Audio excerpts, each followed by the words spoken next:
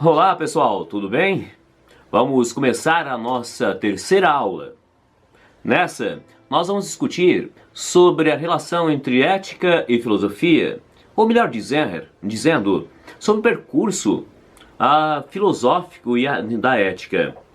Pois na outra aula, nós vimos que, para ser ético, há necessidade da crítica e da reflexão. A filosofia é uma disciplina que tem como característica o trazer a dúvida, o questionamento sobre as questões humanas, sobre o fazer humano, sobre a melhor forma de ser, sobre as questões do certo, do errado. E trata-se de uma discussão que é sistematizada, com grandes questões do agir humano. Por isso essa aproximação entre filosofia e ética. E em todos os casos encontramos sempre uma fundamentação, ou seja, aquilo que serve de fundamento para a ética, aquilo que serve de fundamento para o agir humano. Dessa forma podemos falar de vários fundamentos ou de várias filosofias éticas. Poderíamos falar da filosofia ética de Platão, de Aristóteles, de Sócrates, da filosofia cristã, das filosofias cristãs, poderíamos inclusive colocar no plural, na filosofia kantiana e assim por diante. Faremos um breve esboço dessas filosofias, porque temos alguns fundamentos que são interessantes conhecermos, aprendermos, trazermos para o debate, para problematizar e refletir sobre as nossas práticas, melhorando com isso a nossa ação. Então vamos começar falando da antiguidade antiga grega. Os filósofos gregos, em geral, não somente os filósofos, até mesmo a mitologia, tinham um tema em comum, que era a questão da formação do homem grego e a questão da felicidade. Em vários momentos da história antiga grega, tem-se o ideal da cidade justa e feliz. Para eles, seria impossível pensar o ser humano de maneira que ele fosse feliz se a cidade não fosse feliz e justa. Desta forma, o humanismo grego é um pouco diferente do humanismo renascentista, pois para os gregos antigos, o ser humano ele se realiza apenas em sociedade. A sociedade é um elemento indispensável. E também o ser humano ele faz parte do cosmos ou do universo, sendo uma parte pequena desse universo. Enquanto, por outro lado, o humanismo renascentista coloca a centralidade do indivíduo como um ser capaz de conhecer, um ser capaz de dominar a natureza, conhecer suas regras. Então são pequenas diferenças de concepções sobre o ser humano. Ou seja, quando eu falar de humanismo lá na antiguidade grega, eu vou ter sim, em muitos momentos, uma centralidade sobre as questões humanas, mas sempre ligadas ao universo social e ao universo da natureza, ou do cosmos, ou ao mundo. Então, dessa forma, não poderíamos falar de felicidade para os gregos antigos, ou até mesmo de ética, a não ser no contexto social, no contexto coletivo. Seria um elemento indispensável. E quando nós falamos de felicidade, é interessante observar que ela pode ter muitas reflexões, muitas formas de se ver. A maior parte dos gregos traz a felicidade como modo de ser, modo de existência. Por isso que aparece o termo eudaimonia.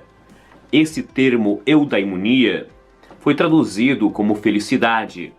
No entanto, ele pode significar a maneira de ser, a maneira de se construir como ser humano, como indivíduo. A melhor forma de existência. Claro que a tradução mais próxima, de fato, foi felicidade. Mas essa felicidade se constitui uma perspectiva sobre o modo como somos, como agimos. Então a felicidade envolve um amplo debate, envolvendo desde questões ligadas ao indivíduo, onde existem sentimentos, desejos, sonhos, expectativas, interesses e o universo coletivo. Porém, para todos os gregos, o universo coletivo e a natureza deveriam ser consideradas. Em todos os momentos históricos vamos encontrar isso. Os gregos, como falei anteriormente, eles tinham a perspectiva da formação do homem grego. Eles chamavam isso de paideia, a formação e sentido do homem grego. Para formar um ser humano, entre-se a questão sobre a melhor forma de existir. Essa melhor forma de existir envolve, para os gregos, o conceito de virtude, ou areté. Virtude é igual a areté para os gregos. Mas o que significa virtude, ou areté? Significa o máximo de excelência, é um superlativo. Qual o máximo de excelência que podemos ter na vida? O máximo de existência da existência humana? Eis a questão que em todos os períodos gregos vai estar presente. E a resposta a essa questão levará justamente à questão da felicidade, à questão da justiça. Se nós formos, por exemplo, no contexto homérico, nós temos a perspectiva da formação do homem grego voltado para o guerreiro. Ou seja, para eles, a virtude será ser a capacidade de ir na batalha e morrer por um motivo nobre. Isso nós encontramos na narrativa dos mitos gregos.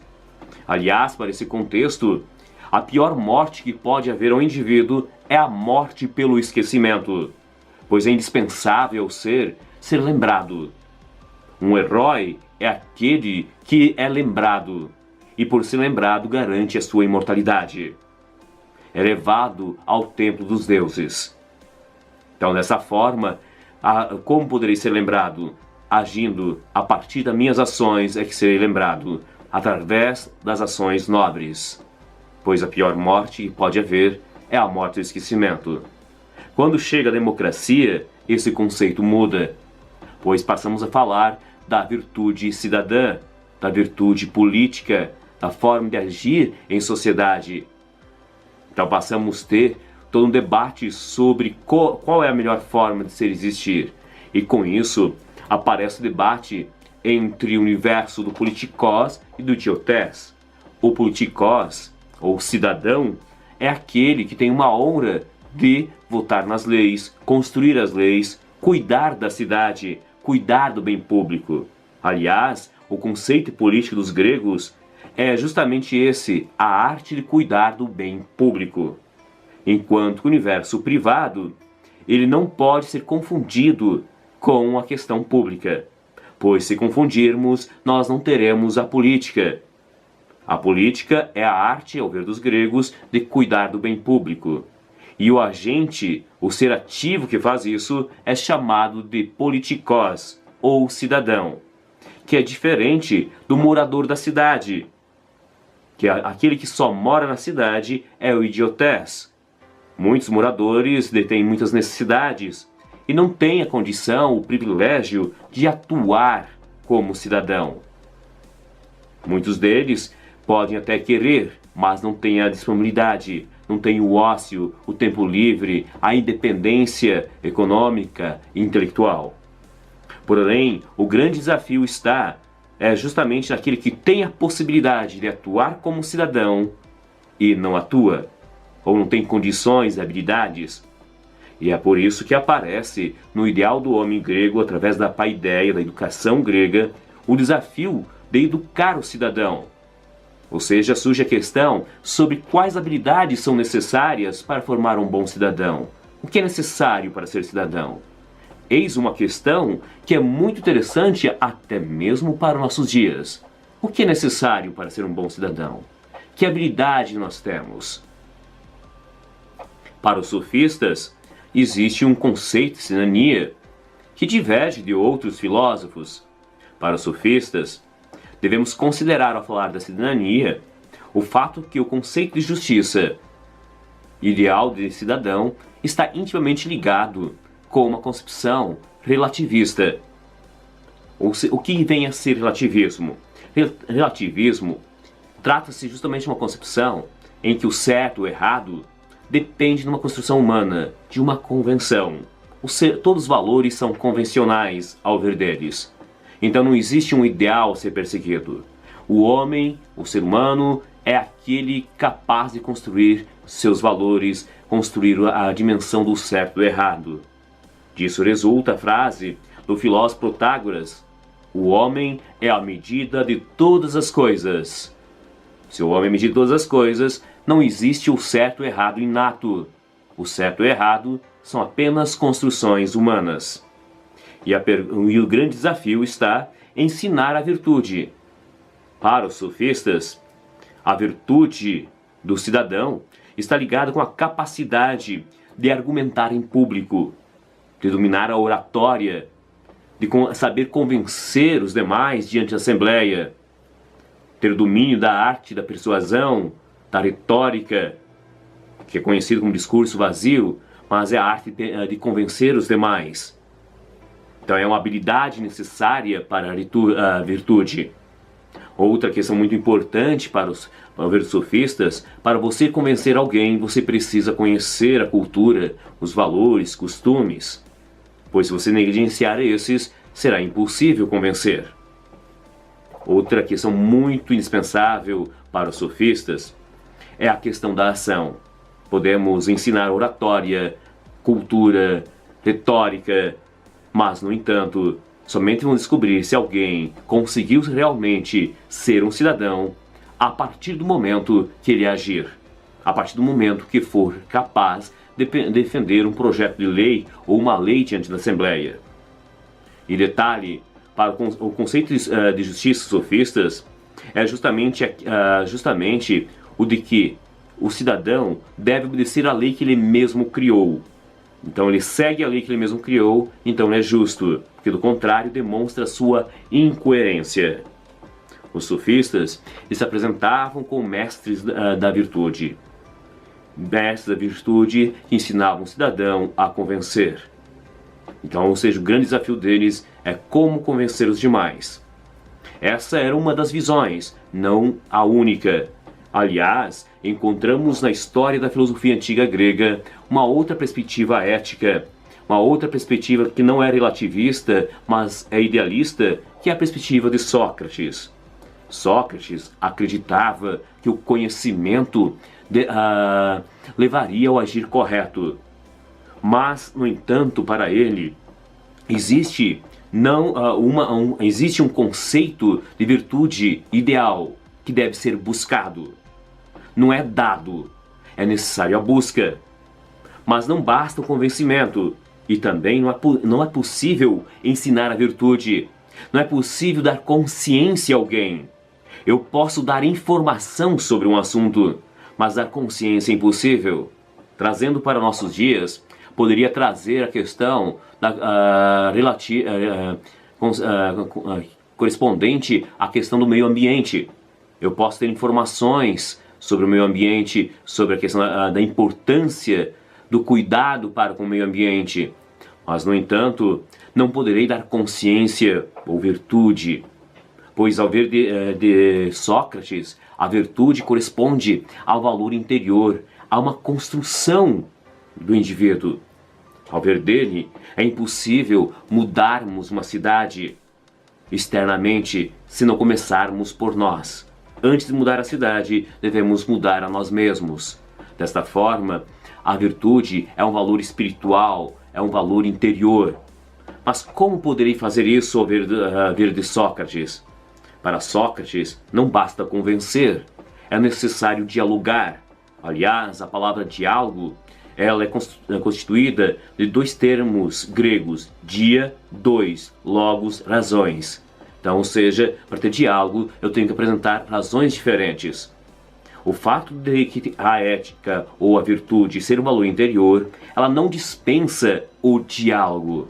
Muito pelo contrário, a busca pelo certo ou errado, pela justiça, se faz através do diálogo. O que aparece aqui é um ideal, pois é muito difícil dialogar. Pois quantas vezes nós, ao invés de dialogar, não buscamos convencer os demais? Talvez com meu filho eu não venha dialogar. Talvez eu busque sem intenção, mas acabo buscando convencê-lo a um determinado comportamento. Mas para Sócrates, eu devo buscar o diálogo, a discussão. O ideal de justiça, de cidadania, está no diálogo. Eu preciso desenvolver a arte de conversação. E Sócrates ainda dizia o seguinte: para conseguirmos superar isso, nós, através do diálogo, devemos buscar, primeiramente, desfazer-se do falso conhecimento sobre o certo ou errado. Pois muitas vezes nós temos opiniões geralmente aceitas. Essas opiniões que são aceitas não necessariamente são as corretas. Mas o indivíduo, ele precisa perceber por si mesmo. Mas como que ele poderá fazer isso? Dialogando com o outro. E esse é o procedimento que ele chamava, por sinal, de ironia ou ironeia. Pois o Sócrates costumava dizer: sei que nada sei. Você que sabe, pode me dizer se isso é correto ou não? Fazendo isso, ele abria a possibilidade dos seus discípulos apresentarem as suas visões sobre. E com o questionamento dele, os próprios discípulos descobriam os erros, as falhas da sua visão de mundo, da visão da virtude, do certo e do errado. E a partir de então, seria possível um novo caminhar, o que ele chamava de maiêutica, inspirado, por sinal, na atividade de sua mãe, que era parteira, que maiêutica é a arte de parir. No caso, Sócrates dizia que a função dele era parir ideias, levar ao conhecimento da virtude, do certo e do errado. Para Sócrates, o mestre, ele pode orientar. Nesse sentido, os pais poderiam orientar. Mas, no entanto, o caminho, quem faz, é o indivíduo.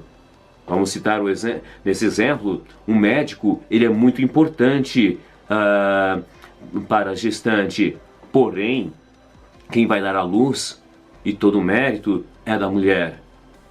Da mesma forma, a ideia do certo e do errado está ligada ao indivíduo. Ele precisa fazer esse caminho. O mestre aparece como a pessoa que vai orientar. Um professor pode orientar, problematizar, possibilitar a reflexão.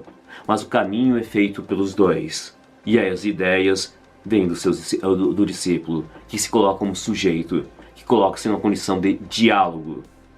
E a partir disso, ao ver de Sócrates, seria possível atingir a eudaimonia, ou a felicidade, que é o modo de ser aonde temos harmonia entre o universo da razão e um mundo passional. Então, ou seja, essa é uma visão geral do pensamento ético de Sócrates. Todavia, Sócrates, defensor da democracia, acabou sendo condenado à morte, foi obrigado a beber cicuta. E com isso, levou à decepção de muitos dos seus discípulos. Entre eles, encontramos Platão. O filósofo Platão, ele acaba se tornando, com isso, um grande crítico da democracia.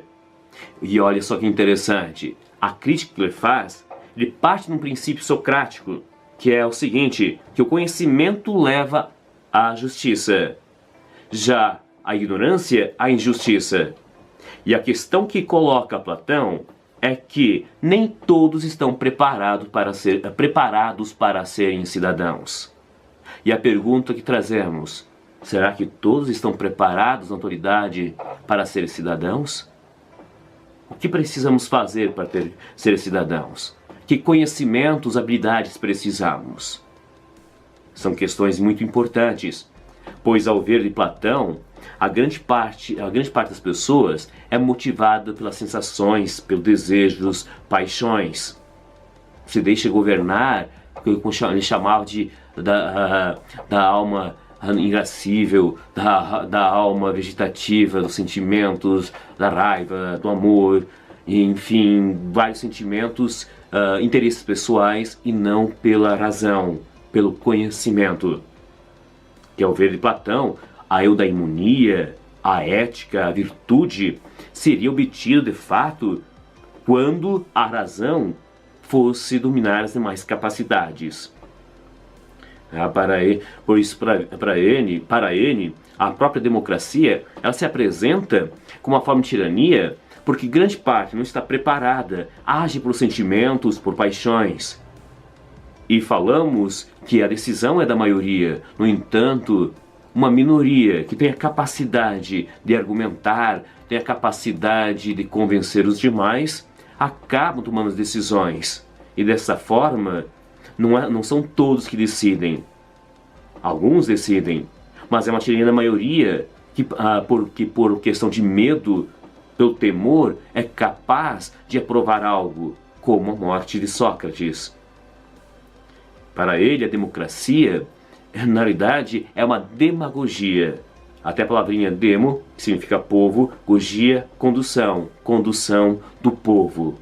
Então, nesse sentido, Platão se apresenta como um grande crítico da democracia ateniense. E se olharmos nesse sentido, essa crítica é interessante para pensarmos na nossa democracia. Pois a democracia é muito interessante, mas a questão é, estamos preparados? Que habilidades são necessárias? Torna-se um desafio trazer esse debate. E aliás, o Platão dizia que o governo da cidade ele deveria ser assumido por aqueles que não têm interesses pela política. Aqui trata-se do ideal do indivíduo desinteressado, que não tem paixão pelo poder, mas sim tem paixão pelo bem público. Então ele assume tendo em vista o bem de todos, tendo em vista a justiça, e com isso governaria de maneira racional e não meramente passional. Até para descrever isso, podemos trazer o mito da caverna de Platão, que é descrito no livro a República, no livro 7. Nesse mito, conta-se a história de alguns prisioneiros que viveram toda a vida na caverna e sempre viram as sombras, aparências, sempre tiveram uma visão errada da realidade. Ou seja, trata-se do universo, dos costumes, dos hábitos, a maneira como aprenderam a viver, a maneira que aprenderam a enxergar as coisas. Mas um belo dia, alguém sai dessa caverna e enxerga a realidade, com dificuldade. E esse alguém, ele busca, pensa nos demais e retorna, e busca demonstrar a importância de sair dentro da caverna. Porém, aqueles que já estão acostumados somente com as sombras, o ameaçam. O veem como alguém que está falando coisas que não procedem e chegam a um ponto de ameaçá-lo. Ou seja, nós muitas vezes nos acostumamos ou vemos as coisas de uma maneira. Temos determinados preconceitos, determinados conceitos que são questionáveis. E, no entanto, não estamos preparados para o questionamento ou até mesmo para uma visão racional. E é interessante que para sair dentro da caverna, Platão também adota uma solução que já vem de Sócrates, que é a ideia do diálogo. Aliás, a dialética, no sentido de diálogo, é visto como meio filosófico. A filosofia é definida como dialética, como a arte de dialogar. É definida dessa forma. Desse modo, todos nós temos a capacidade. Não quer dizer que faremos. Porque até entre os gregos tinha um princípio muito forte, que podemos encontrar isso na obra de Aristóteles, que todo ser humano, de fato, tem razão. Mas a razão, por si só, não diferencia o ser humano do animal. O que nos diferencia é o uso que fazemos dela. Nós podemos desenvolver tecnologias, mas isso não é suficiente para dizer que somos diferentes do animal, pois as tecnologias podem ser usadas, e a própria racionalidade pode ser usada, simplesmente para satisfazer nossas paixões, porque a razão é o elemento que deve ir à frente.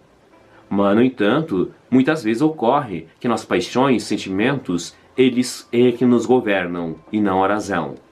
Ou seja, um assassino, muitas vezes, ao ver nessa perspectiva, seria alguém que é governado pelo elemento passional, pelos sentimentos.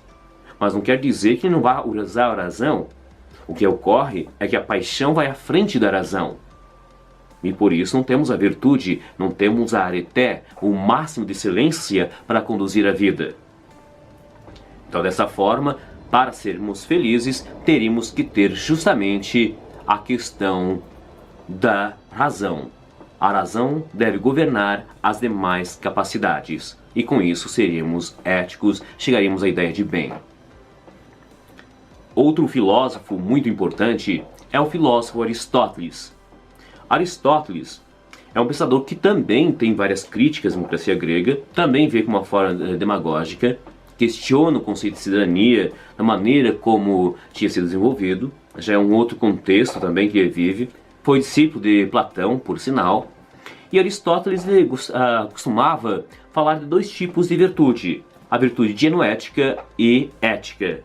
Segundo Aristóteles, as virtudes dianoéticas estão ligadas à capacidade, o máximo de excelência sobre aquelas questões ligadas à arte, à ciência, à sabedoria, as questões intelectuais, a capacidade de resolver um exercício matemático, por exemplo. Isso não quer dizer que o fato de dominar melhor uma determinada ciência ou uma determinada forma de resolução de problemas, que eu seja ético. Por isso, Aristóteles costumava fazer uma diferenciação entre tipos de ciência para a época.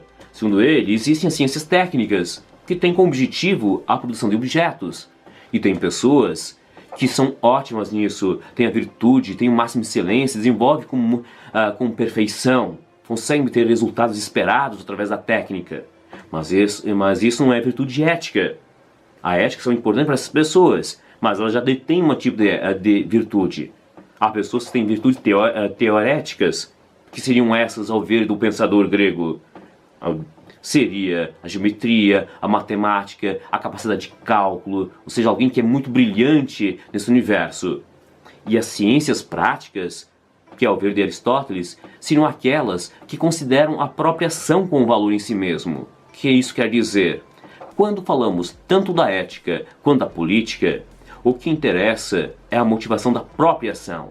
O que discute, o que se coloca em questão é a ação. Ou seja, a responsabilidade, eu fiz uma ação corretamente, é o que interessa para a ética e para a política. Agora, quando falamos das ciências técnicas, o que interessa é o objetivo alcançado. Então eu relaciono meio e fim. No caso das ciências práticas, o que interessa é a própria ação. Qual que é a motivação da minha ação? Essa motivação da minha ação foi ética ou não foi? Então, ou seja, é a própria ação que deve ser motivo de julgamento quando falamos de ética. É a própria ação que é julgada nesse caso. Agora, como seria, ao ver de Aristóteles, a questão da felicidade? Aristóteles tem uma questão muito interessante, que para ele, o ser humano é um ser que age no mundo, é um ser de ação. E toda ação, de fato, visa um bem. E qual o bem que todos os seres humanos buscam? A felicidade. Porém, é interessante ter em conta que felicidade é um modo de ser, de agir no mundo.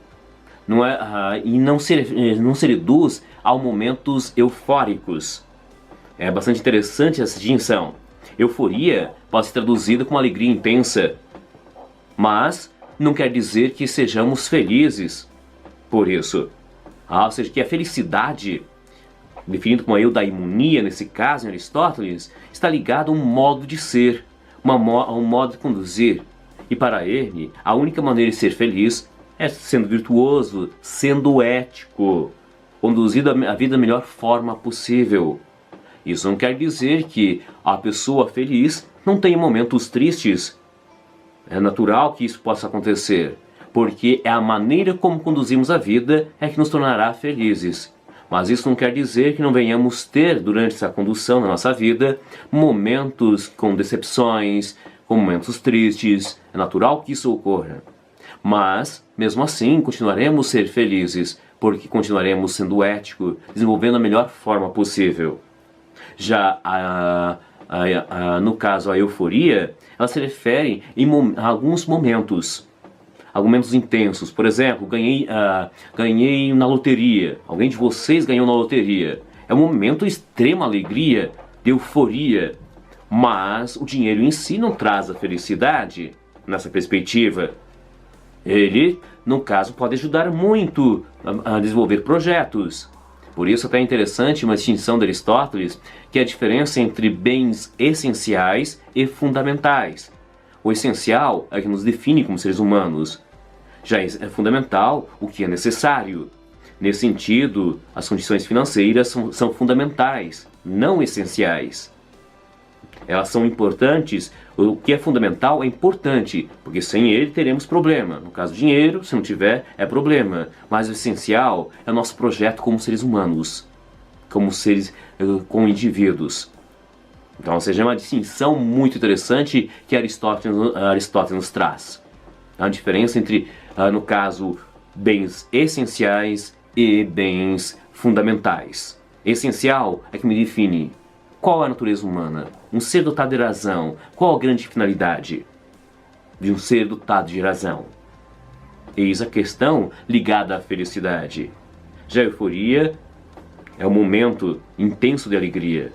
Já bens fundamentais correspondem a bens importantes para realizações de projetos.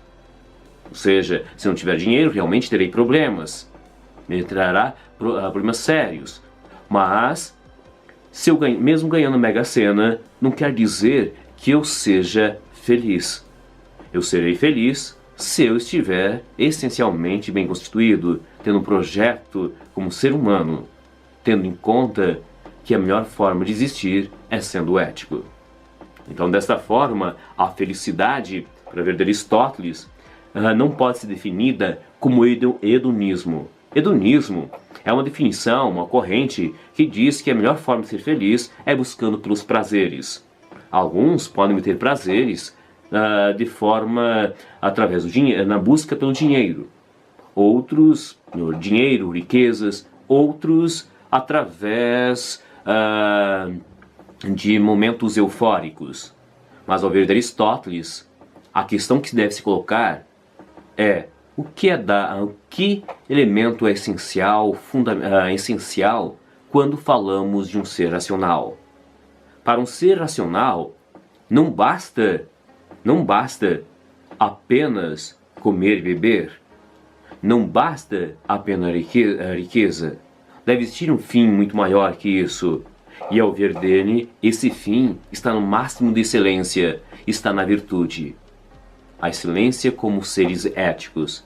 E para ser ético, ao ver de Aristóteles, devemos considerar alguns elementos. Entre eles, que todo ato deve ser um ato livre, de liberdade. Pois sem liberdade não podemos nos responsabilizar. Outra questão ligada à virtude e à ética é que para sermos éticos, as nossas ações devem ser fruto do costume. Não basta dizer que alguém, por fato de alguém ter agido uma vez corretamente, ou ter dito a verdade uma única vez, seja verdadeiro, seja justo. É a prática, a ação, é o costume. E além disso, ao ver Aristóteles, a ação deve sempre ser mediana, deve ser um meio termo. Quem indica esse meio termo é a razão humana. Por exemplo, o temor em excesso é covardia, porém a ausência nos torna imprudentes. A valentia seria o quê? Ou a coragem seria basicamente a virtude, seria o meio termo, a justa medida. Uma pessoa que desconsidera os prazeres é uma pessoa que poderia ser considerada insensível. Mas a pessoa que valoriza demais os seus prazeres é aquela pessoa que não podemos confiar. De repente tenhamos um colega do trabalho que valoriza muito os prazeres. É ótimo fazer festa com essa pessoa, mas talvez seja inconstante. Agora uma outra pessoa que sabe mediar, ela vai saber fazer a festa, saberá agir, saberá ser responsável, ou seja, ela terá justamente a justa medida, o meio termo. Essas são algumas ideias sobre o filósofo Aristóteles. Na próxima aula, nós veremos um pouco sobre a corrente helenística, que se dá justamente no finalzinho do século III a.C. e vai passar pelo Império Romano. Valeu, pessoal! Até a próxima videoaula!